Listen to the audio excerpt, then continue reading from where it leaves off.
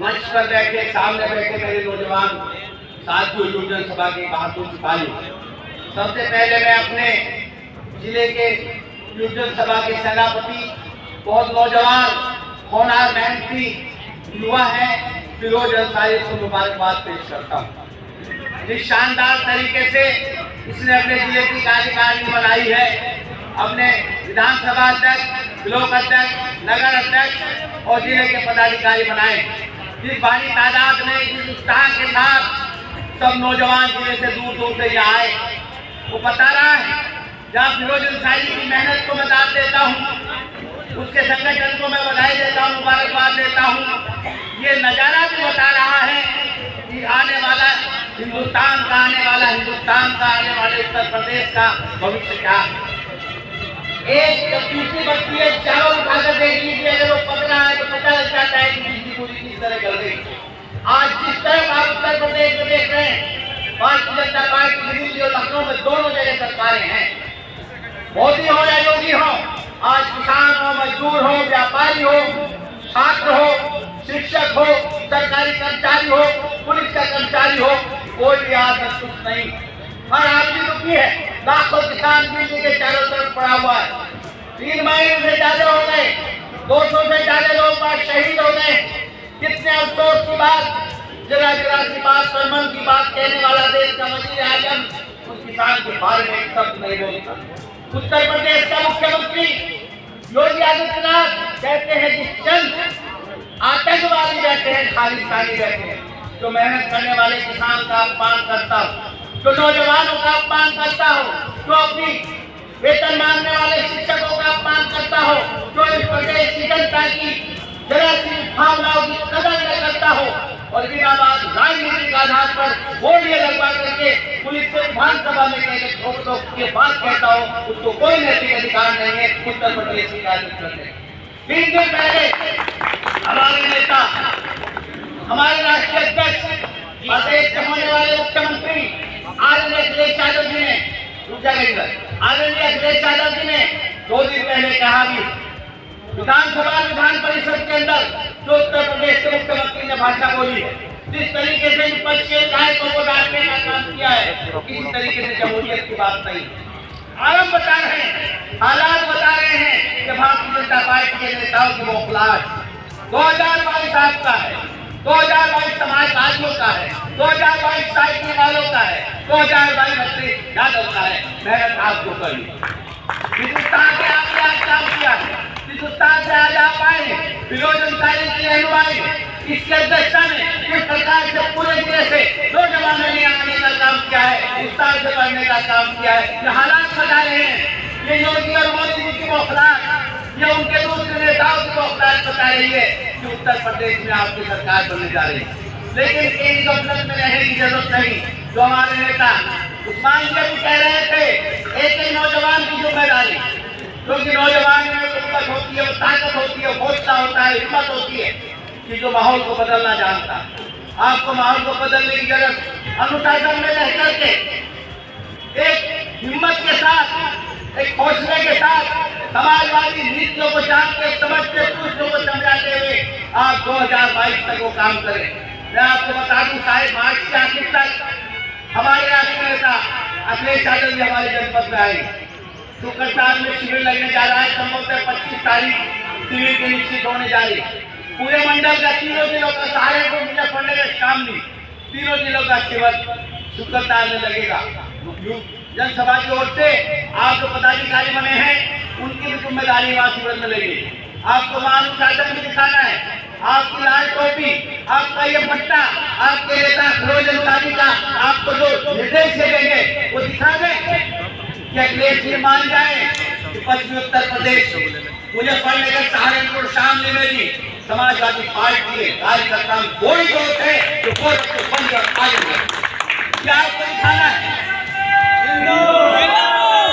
उम्मीद करते हैं कि सभी लोग जो है मजबूती से पार्टी के लिए काम करेंगे। साथियों, मैं सिर्फ ये कहना चाहता हूँ कि आज जिस प्रकार उत्तर प्रदेश के अंदर सर्व समाज आज अखिलेश जी की ओर देख रहा है, ये हमारे लिए बहुत बड़ी बात है। आज जिस प्रकार अखिलेश जी की तरफ एक उम्मीद की निगाह से सर्व समाज के लोग देख रहे हैं, वो चाहते हैं कि अपने जो है प्रदेश में 2022 में मुख्यमंत्री बनने का सभी समाज के लोग, विशेषकर लगातार बहुजन समाज पार्टी के लोग राष्ट्रीय अध्यक्ष के नेतृत्व में लगातार बहुजन समाज पार्टी के समाजवादी पार्टी में काम कर रहे हैं। साथियों, मैं ये कहना चाहता हूँ, जिस समाज से मैं ताल्लुक रखता हूँ, मेरा अपना समाज जो बहुजन समाज पार्टी से जुड़ा हुआ था, आज वो लगातार ये देख रहा है कि हमारी जो बहुजन समाज पार्टी वो लगातार कमजोर हो रही है, और वो चाहता है कि इसका प्रस्ताव को हराने की कोशिश करते रहता है कि जो भारतीय जनता पार्टी की सरकार को उसको हमें कैसे हराना चाहिए। तो वो आज ये देख रहा है कि हमें समाजवादी पार्टी से बड़ा प्लेटफॉर्म नहीं है, जो बहुजन में क्या पाए हम उसी प्लेटफॉर्म पर रहकर उसको मजबूत कर सकते हैं। जैसा वो जिंदगी में काम करता है उसके हिसाब से बदल जाता है। तो इसलिए ये काम करना आदमी के अपने बस की बात है, किसी दूसरे के नहीं। तो जैसा काम करेंगे ऐसा ही बन पाओगे कि आप अपने अंदर भरोसा पैदा कीजिए। मुझे भरोसा है इत्मीनान में आपकी अपनी सोच के मुताबिक जो आपकी अच्छी सोच होगी आप ऐसा ही बन जाएंगे। तो ऐसी ही सोच लेकर हमें चलना चाहिए। मैं आज शुक्रवार में अपने प्रदेश के जो पार्टी के बड़े नेता हैं उनका और जिले के बड़े नेता हैं उनका बहुत शुक्रवार हूँ। खासतौर पर जिले के सरबराह जिम्मेदार हमारे पुराने साथी पार्टी की नींद की हैसियत से रखते हैं भाई प्रमोद तिवारी साहब, जिनकी वजह से मैं यहाँ हाजिर हुआ हूँ, जिनकी जबान में कशिश है, अफनाइयत है और खूबसूरती है, जबान में नरमी है। जिले के बहुजन सभा के जिले के सब फिरोज अंसारी साहब, हमारे दोस्त, हमारे साथी मुरादाबाद में 1 महीने तक लगातार हम लोगों ने काम किया है।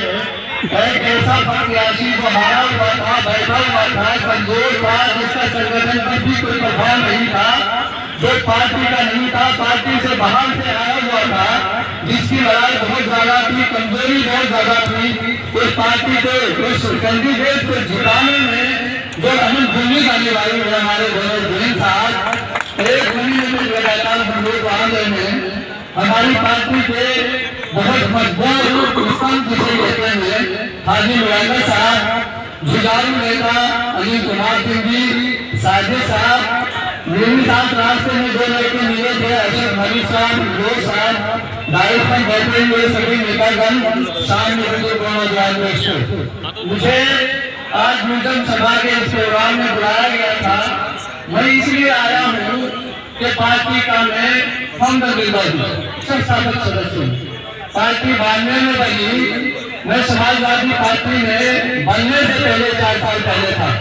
मुझे इसलिए ये बात बतानी है कि जब कोई आदमी आता है तो अपनी बात कहने से पहले जब तक उसके बारे में आप जानकारी हासिल न करें तो बात जो कहना चाहता है उसका असर नहीं होता।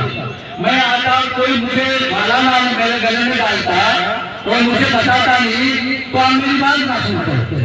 आप आए, मैं आया, आपने सुधार किया, यहाँ दिखाया, इज्जत भी तो आपके जहन में आए कोई चीज है। तो इसलिए मुझे जो नौजवानों से जो बात कहनी है वो 1 मिनट की बात है, मगर उसके लिए मुझे तकलीफ करनी है। वो तकलीफ ये है कि मैं किराए में अलीगढ़ मुस्लिम यूनिवर्सिटी में पैदल था, यूनियन का पैदल था, तब मेरा मुलायम सिंह यादव जी से ताल्लुक हुआ। देखिए, संदेश तो हमेशा नौजवान के द्वारा जाता है और नौजवानों का आज हमारा कार्यक्रम था। हमारा जो प्रकोष्ठ है जिला युवजन सभा, उसके हमारे जिला अध्यक्ष बने थे फिरोज अंसारी। आज इनकी कार्यकारिणी, उनके पदाधिकारियों का प्रेस से और अपने सभी पार्टी कार्यकर्ताओं से हमने परिचय करा है। जो विधानसभा अध्यक्ष, ब्लॉक अध्यक्ष, नगर अध्यक्ष बनाए हैं, जिला कार्यकारिणी के मेंबर बनाए हैं। और नौजवानों का आज आपने उत्साह देखा होगा, पूरे जनपद से भारी संख्या में नौजवान आए हैं। और यही नौजवान जब इस तरह से संख्या में उमड़ता है तो 42 में अंग्रेज भाग गए थे, इसी नौजवान ने 77 में इंदिरा गांधी को हटा दिया। और ये नौजवान जब प्रदेश में खड़ा हो रहा है तो ये संदेश दे रहा है कि 2022 साइकिल की है, समाजवादियों की। किन मुद्दों को लेकर आपकी पार्टी इस बार इलेक्शन में नजर आएगी? हमारा तो सबसे बड़ा मुद्दा, हमारे नेता आदरणीय अखिलेश यादव जी बार बार कह रहे हैं, हमारा मुद्दा है विकास, हमारा मुद्दा है पूरे समाज की एकता, सबको साथ लेकर के। जैसे हमने गरीब लोगों के विकास का काम 2012 से 17 तक किया है, गरीब माताओं बहनों को पेंशन दी है, उनको एम्बुलेंस, उनके लिए 100 नंबर की गाड़ी, फ्री एजुकेशन, फ्री अस्पताल की पर्चियाँ और फ्री सिंचाई किसानों के लिए और खाद। भारत सरकार द्वारा जो 3 कृषि बिल लाए गए हैं उनके बारे में आप क्या कहना चाहते हैं? हम तो पूरी तरह कृषि बिल वो जो हैं पूंजीपतियों के इजारेदार लोगों के लिए लाए हैं, वो किसानों के लिए कहाँ लाए हैं? वो तो इजारेदार पूंजीपतियों, अडानी और अंबानी के लिए लाए। और मैं तो कहता हूँ मोदी जी या कृषि मंत्री ये बिल नहीं लाए, ये अडानी और अंबानी ने पहले मिल के लिए गोदाम तैयार किए और देश की सरकार को, देश के कृषि मंत्री को कहा कि आप इस तरह का कानून बना दीजिए। ये किसानों के बिल नहीं हैं, ये इजारेदार पूंजीपतियों के बिल हैं। और समाजवादी पार्टी हो गई अध्यक्ष जी, उसे आप कैसे देखते हैं? सोरम की घटना को आप कैसे देखते हैं? सोरम की घटना में मैं वहीं गया था। जिस तरीके से केंद्र सरकार के मंत्री ने इस जनतंत्र की हत्या की है और अपने साथ गुंडागर्दी के दम पर असामाजिक तत्वों को ले जा करके गांव के किसानों को, जो जनतंत्र में उनका अधिकार था, वो किसान एकता के नारे लगा रहे थे, उनको अपमानित करने का, उनको पीटने का कार्य किया है। समाजवादी पार्टी उसकी पूरी तरह निंदा करती है। किन लोगों ने वो काम किया है सर? आपका मोटिव क्या है कहने का? मेरा मोटिव से तात्पर्य आपका क्या है? आपने पूछा कि वहाँ का संदेश क्या है। संदेश ये है कि भारतीय जनता पार्टी के राष्ट्रीय नेताओं को, उनके केंद्रीय मंत्रियों को भी गांव के किसान स्वीकार नहीं कर रहे हैं और बौखलाहट में वो मारपीट पर आमादा है। और ये संदेश, अगर केंद्र सरकार द्वारा 3 कृषि बिल वापस नहीं लिए जाते तो समाजवादी पार्टी द्वारा क्या एक्शन लिया जाएगा? समाजवादी पार्टी उन बिलों का गांधीवादी तरीके से निरंतर विरोध करेगी और जवाब तो जनता देगी। अब बंगाल की देगी, 2022 में उत्तर प्रदेश की देगी और 2024 में पूरे देश की जनता देगी। जनतंत्र में जनता ऐसी सरकार को जो जनता के लिए काम नहीं करती है, जनता के विरोध में कानून बनाती है, स्वीकार नहीं करेगी। और ये आपने अभी बताया कि थोड़ी देर पहले अपने भाषण में बताया कि 2022 का आगाज क्या है, शुक्रताल से होने जा रहा है, अखिलेश यादव जी है। 2022 का आगाज मैंने नहीं कहा। हमारी पार्टी ने सब मंडल स्तर पर चिंतन शिविर रखे हैं, जिससे हम अपने कार्यकर्ताओं को 2022 के लिए पूरी तरीके से तैयार करें कि भारतीय जनता पार्टी की क्या क्या गलत नीति है, उनके विरोध में हमें जा कर के क्या बोलना है और हमारी पार्टी ने 5 साल में सरकार में क्या क्या काम किए हैं और समाजवादी पार्टी अब क्या क्या काम करना चाहती है। इस तरीके से हम अपने कार्यकर्ताओं को एजुकेट कर रहे हैं, शिक्षित कर रहे हैं। और हमारे उस्मान जी बैठे हैं, ये पहले चिंतन शिविर में शिक्षक के रूप में कई जगह गए भी हैं और हमारे जो इस तरह के बौद्धिक नेता हैं वो आएंगे, राष्ट्रीय अध्यक्ष जी भी आएंगे। समापन के दिन रात को विश्राम यहीं करेंगे शुक्रताल में और हमारे पूरे मंडल का चिंतन शिविर है, उसमें हम अपने कार्यकर्ताओं को शिक्षित करने का काम करेंगे।